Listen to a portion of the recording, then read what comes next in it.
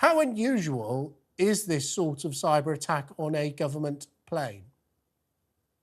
Well, we don't know if it was a cyber attack. It was an electronic attack, of which cyber can be a method. What you can say is that cyber attacks, if you're talking about cyber, happen on a daily basis. And therefore, if it's electronic attack, you also have electronic protection and electronic support. So the electronic protection of this plane, in terms of you can do that by the cyber or radio frequencies or infrared tools to produce sort of anti-jam GPS, failed in this case. And that the electronic attack, either by cyber means radio waves, microwaves, millimeter waves, X-rays, gamma rays, UV, electromagnetic spectrum is a big thing that you need to control is in war, failed in this case.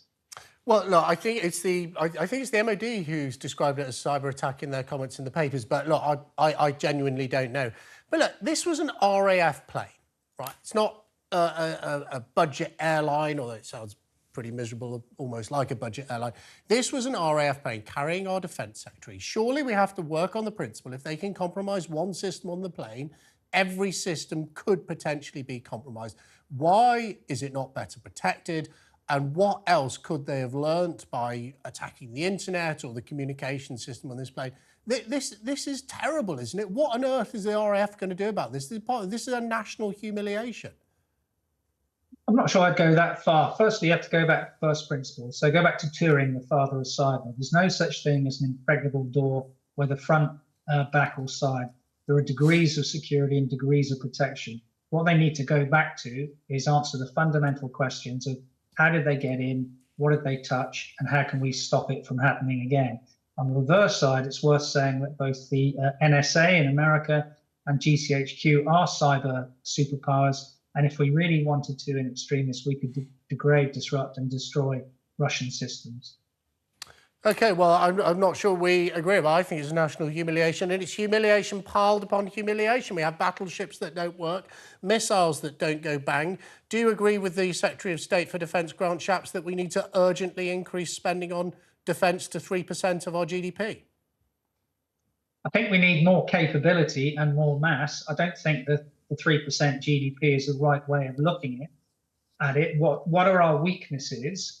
How do you make sure that those weaknesses are reduced? And how much is that going to cost over various years? So if you take, for example, one of the weaknesses which isn't really spoken about, where's the ballistic missile defence of the UK? Because drones and ballistic missiles have been used in the Ukraine theatre of war, almost on a daily basis. So we have no surface-to-air missile sites in the UK. Our ballistic missile defence can only take place from the T-45 Daring class destroyers. 12 of those were originally promised. It was reduced to 8. We ended up with 6. You can see that you can reduce and reduce, and that there comes a point when you have a minimalist capability to defend the things you want. It's things like that, and the fact that we only have 8 army brigades, only really of which 4 had combat support and combat service support. That is the engineers, the artillery and the logistic capability to go and do anything. That's the things we should be measuring,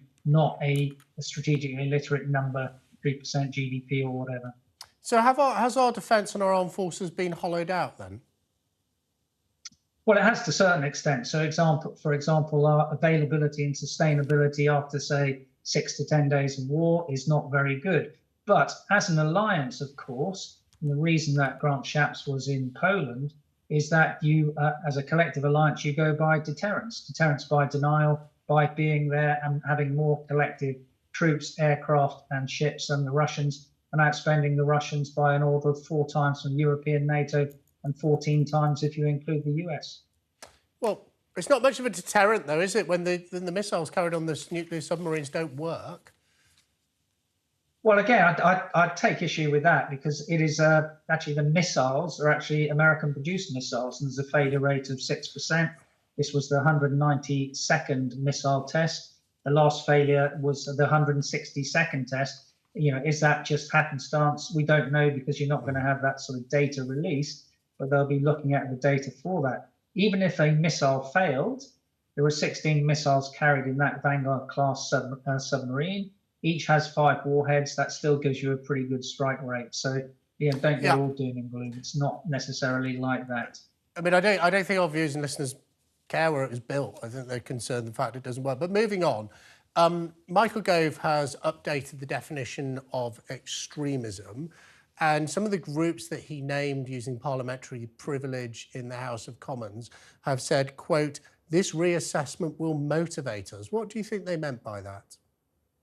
Well, I think one of the things which has been missing from the debate in the last couple of days is what is an Islamist group? So he's named 3 Islamist groups and 2 neo-Nazi groups. Now, Islamist groups, in the sort of way that I look at it, is those who reject democracy. It's those that believe that Sharia and state law should be put together, and the belief that Islam is not just a religion but is a divine political ideology. And to enable all those things, they want a Islamic State, a caliphate. That is not necessarily support for IS in the same way. So that is anti-democratic. That doesn't mean that they are terrorists. There's a difference between being a terrorist and being an extremist. What we really want in the West, of course, is we want people to be what we would call moderates, people who like and think like us. And that's the difficulty of all these definitions. Because, for example, the 3 groups he'd mentioned, you'd ask, well, why hasn't he put other groups in there? For example, why is the Muslim Brotherhood not in there, which is, for example, banned in Germany, banned in Egypt, where it originated from, banned in Jordan?